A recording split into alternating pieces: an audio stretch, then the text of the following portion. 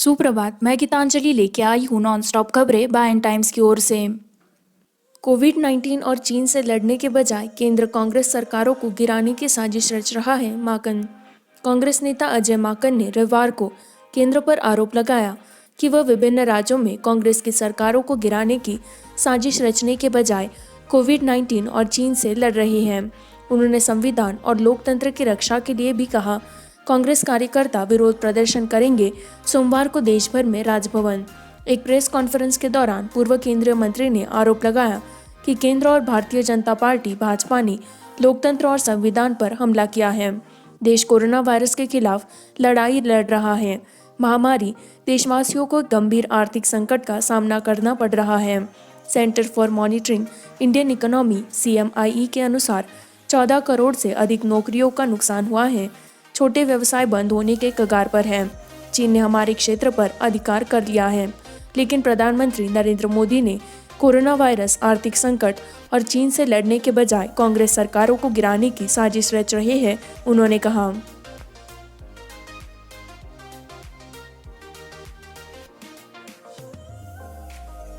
लालू प्रसाद यादव के स्वैब नमूनों ने रांची के RIMS में कोविड-19 परीक्षण के लिए एकत्र किया।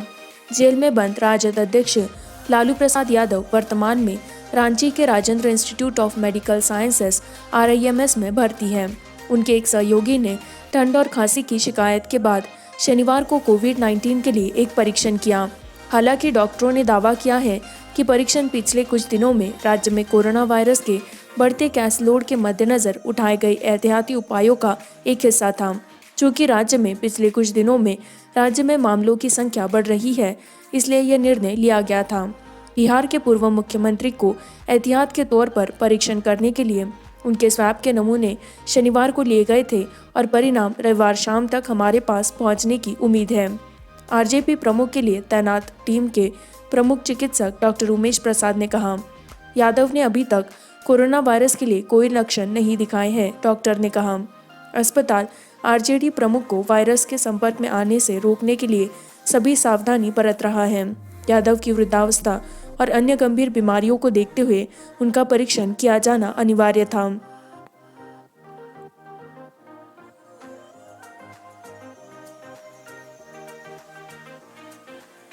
PM सोमवार को नोएडा, मुंबई और कोलकाता में कोविड-19 परीक्षण सुविधाओं का शुभारंभ करेंगे। प्रधानमंत्री नरेंद्र मोदी सोमवार को नोएडा, मुंबई और कोलकाता में हाई थ्रूपुट कोविड-19 परीक्षण सुविधाओं का शुभारंभ करेंगे, जो परीक्षण क्षमता को बढ़ाएगा और देश में शुरुआती पहचान और उपचार को मजबूत करने में मदद करेगा। केंद्रीय स्वास्थ्य मंत्री हर्षवर्धन और क्रमशः महाराष्ट्र, पश्चिम बंगाल और उत्तर प्रदेश के मुख्यमंत्रियों उद्धव ठाकरे, ममता बनर्जी और योगी आदित्यनाथ द्वारा भाग लिया जाएगा। ICMR संस्थानों में 3 उच्च थ्रूपुट परीक्षण सुविधाएं राजनीतिक रूप से निर्धारित की गई है।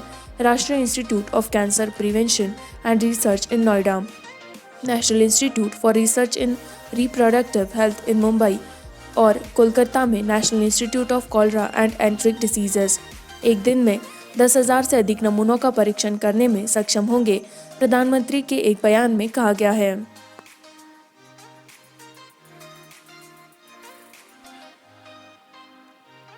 फारूक अब्दुल्ला ने जम्मू कश्मीर में राज्य की बहाली के लिए कहा, SC पर पीन की उम्मीद। चूंकि जम्मू और कश्मीर की विशेष स्थिति को रद्द करने के लिए 5 अगस्त को 1 वर्ष पूरा करने की तैयारी है, पूर्व मुख्यमंत्री फारूक अब्दुल्ला ने रविवार को अपने राज्य की बहाली की मांग की और सुप्रीम कोर्ट से अनुच्छेद 370 के प्रावधानों को निरस्त करने का आश्वासन देकर न्याय प्रदान किया। संविधान की धारा 370 को समाप्त करने के बाद अपने पहले मीडिया साक्षात्कार में, जिसने 82 वर्षीय राज्य की विशेष स्थिति को समाप्त कर दिया, अब्दुल्ला ने PTI को बताया कि उनकी पार्टी सभी लोकतांत्रिक साधनों के माध्यम से परिवर्तन जारी रखेगी। ये बदलाव एक विश्वासघात थे जम्मू और कश्मीर के लोगों द्वारा दिया गया भरोसा जब राज्य ने भारत संघ को सौंपा, उन्होंने कहा। केंद्र ने पिछले साल 5 अगस्त को विशेष दर्जा को रद्द कर दिया था, जिसमें कहा गया था कि अनुच्छेद 370 ने जम्मू और कश्मीर के विकास को रोक दिया है। उचित रोक के आतंकवाद पर अंकुश लगाने में मदद के अलावा उद्योगों की शिक्षा, स्वास्थ्य देखभाल और विकास।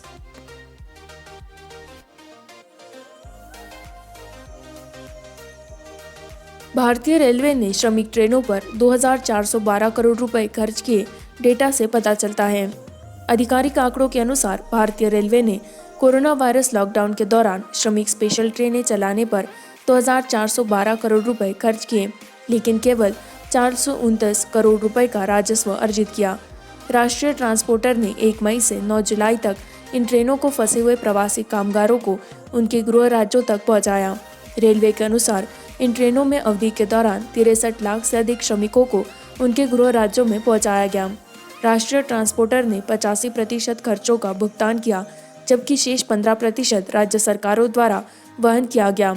सबसे अधिक 102 करोड़ रुपए का भुगतान गुजरात सरकार ने किया था, जो 15 लाख प्रवासी श्रमिकों को फेरी लगाने के लिए 1027 ट्रेनें चलाने के लिए किराया था।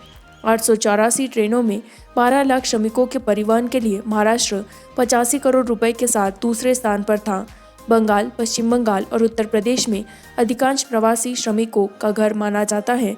क्रमशः 8 करोड़ रुपए, 64 लाख और 21 करोड़ रुपए का भुगतान किया गया।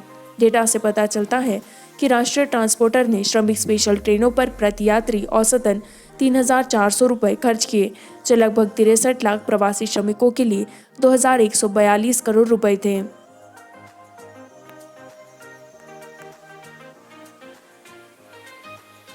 भारत का कोविड-19 टैली 14 लाख निशान के पास है। पिछले 24 घंटों में 4,42,263 नमूनों का रिकॉर्ड है। केंद्रीय स्वास्थ्य मंत्रालय के आंकड़ों के मुताबिक 8,661 व्यक्तियों ने एक ही दिन में कोविड-19 के परीक्षण को सकारात्मक बनाते हुए भारत पर अपनी पकड़ मजबूत करना जारी रखा है। रविवार को देश की टैली 13,85,522 हो गई। रिकवरी 8,85,576 हो गई। देश में कोविड-19 की मौत की संख्या बढ़कर 32,063 हो गई, जिसमें एक दिन में 705 मौतें दर्ज की गई। देश में वर्तमान में 4,67,842 कोरोना वायरस संक्रमण के सक्रिय मामले हैं। इस प्रकार अब तक लगभग 63.92% लोग ठीक हो चुके हैं। कुल पुष्टि किए गए मामलों में विदेशी शामिल हैं। यह लगातार चौथा दिन है जब कोविड-19 मामलों में 45,000 से अधिक की वृद्धि हुई है। कोविड-19 का पता लगाने के लिए परीक्षणों की संख्या देश भर में 16 मिलियन के आंकड़े को पार कर गई है। ICMR के अनुसार जुलाई तक कुल 1,62,91,331 नमूनों का परीक्षण किया गया है, जिस पर 4,42,263 परीक्षण किए जा रहे हैं। शनिवार एक दिन में सबसे ज्यादा।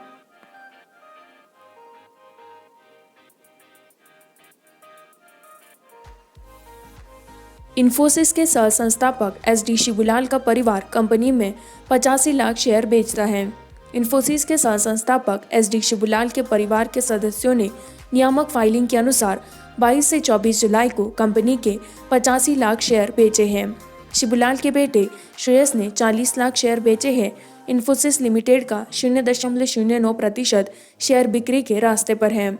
22, 23 और 24 जुलाई 2020 को स्टॉक एक्सचेंज का प्लेटफॉर्म कंपनी द्वारा एक्सचेंज फाइलिंग दिखाया गया था।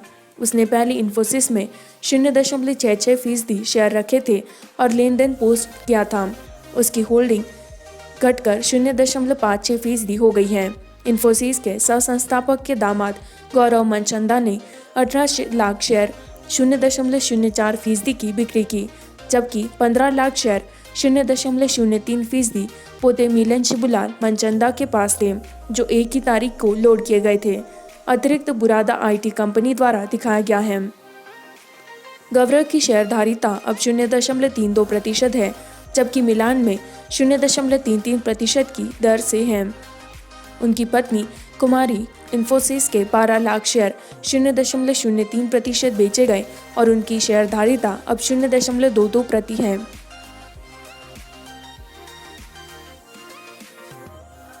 कोलकाता काउंसिलर के आधिकारिक संक्षिप्त विवरण। कोविड-19 प्रत्यावर्तन पर रानी। ब्रिटेन में भारत और ब्रिटेन के बीच घनिष्ठ सहयोग को लेकर कोलंबिया स्थित भारतीय काउंसिलर अधिकारी की रानी एलिजाबेथ द्वितीय ने कोविड-19 महामारी लॉकडाउन से संबंधित प्रत्यावर्तन प्रयासों के दौरान ब्रिटिश में काम करने वाली संजीता तिवारी के बारे में सुना। कोलकाता में उप उच्चायोग ने शुक्रवार को भारत बंद के दौरान फंसे हुए ब्रिटिश यात्रियों को घर पहुंचाने में मदद करने का अपना अनुभव सुनाया। उन्होंने बताया कि कैसे यूके इन इंडिया टीम कोविड-19 द्वारा पेश की गई अभूतपूर्व चुनौतियों का सामना करती है और असहाय ब्रिटिश नागरिकों को वापस लाने में मदद करती है। भारतीय और ब्रिटिश अधिकारियों के बीच सहयोगात्मक कार्य के माध्यम से यूके में प्रत्यावर्तन उड़ानों में सुधार एक विशाल और जटिल ऑपरेशन था, जिसमें पूरी तरह से योजना और समन्वय शामिल था। हमें देशव्यापी तालाबंदी के दौरान आंदोलन की अनुमति भी प्राप्त करनी थी। मुख्य चुनौती 32 घंटे की यात्रा के लिए मेघालय और मणिपुर जैसे दूरदराज के स्थानों से परिवहन का आयोजन करना था। कोलकाता के ब्रिटिश उप उच्चायोग में क्षेत्रीय काउंसलर विकास अधिकारी त्रिया नग ने कहा, मैंने अपने स्थानीय नेटवर्क और हिंदी, असमी, बंगाली, नेपाली भाषा के कौशल का उपयोग सबसे कमजोर और बुजुर्ग ब्रिटिश नागरिकों में से कुछ के लिए एक सुरक्षित यात्रा का आयोजन करने के लिए किया था। यह यूके इन इंडिया नेटवर्क में भारतीय अधिकारियों और महान टीम वर्क के समर्थन के साथ था, जो हम इस ऑपरेशन को सफलतापूर्वक आयोजित करें, उसने कहा। राम मंदिर भूमि पूजन वीडियो लिंक के माध्यम से किया जा सकता है, उद्धव ठाकरे। महाराष्ट्र के मुख्यमंत्री उद्धव ठाकरे ने कहा कि अयोध्या में राम मंदिर निर्माण के लिए जमीनी तोड़ समारोह को वीडियो सम्मेलन के माध्यम से कोविड-19 महामारी के मद्देनजर आयोजित किया जा सकता है। ठाकरे, जो शिवसेना के अध्यक्ष भी है, उन्होंने कहा कि वह कर सकते हैं समारोह के लिए उत्तर प्रदेश के अयोध्या जाए, लेकिन पूछा गया कि क्या लाखों राम भक्तों को वहां जाने से रोका जा सकता है। श्री राम जन्मभूमि तीर्थ क्षेत्र ट्रस्ट के सदस्यों के अनुसार प्रधानमंत्री नरेंद्र मोदी के 5 अगस्त को अयोध्या जाने की संभावना है। राम मंदिर का निर्माण शुरू करने के लिए भूमि पूजन समारोह के लिए ई भूमि पूजन किया जा सकता है। ग्राउंड ब्रेकिंग समारोह वीडियो सम्मेलन के माध्यम से आयोजित किया जा सकता है। वह खुशी की घटना है और लाखों लोग समारोह में भाग लेने के लिए इच्छुक होंगे। क्या हम कोरोना वायरस के प्रसार की अनुमति देंगे? ठाकरे ने कहा। लॉस एंजल्स ओलंपिक में भारत शीर्ष 10 में होगा, खेल मंत्री किरेन रिजिजू कहते हैं। खेल मंत्री किरेन रिजिजू ने कहा कि भारत 2028 के लॉस एंजलिस ओलंपिक में बुलावे के बाद शीर्ष 10 के लिए प्रतिस्पर्धा करेगा, जिसमें सरकार की महत्वाकांक्षी target Olympic podium junior scheme की सवारी होगी। हम कोई कसर नहीं छोड़ेंगे। उन्होंने कहा कि target Olympic podium junior scheme 10 साल की उम्र और 12 साल की उम्र के बच्चों के रूप में प्रतिभाओं को स्काउटिंग के लिए तैयार कर रही है, ताकि उन्हें लॉस एंजल्स गेम्स के लिए तैयार किया जा सके। वह उन उद्देश्यों और लक्ष्यों के बारे में बोल रहे थे जिन्हें भारत चाहता है। उन्होंने India today mind rocks event के दौरान आने वाले वर्षों में प्राप्त किया। हम आगे देखते हैं और भारत को एक महान स्पोर्टिंग पावर हाउस बनाने के लिए हर भारतीय के सपने को साकार करते हैं, उन्होंने कहा। रिजिजू ने कहा कि प्रतिभाशाली युवाओं को विश्व स्तरीय कोचिंग सुविधा द्वारा निर्देशित किया जाएगा, विश्व विजेता बनने की उनकी यात्रा के दौरान। इसी के साथ मैं संवाददाता गीतांजलि आपसे विदा लेती हूँ। इसी तरह की नॉनस्टॉप खबरों को जारी रखने के लिए बाइन टाइम्स हिंदी को लाइक करें, सब्सक्राइब करें, शेयर करें।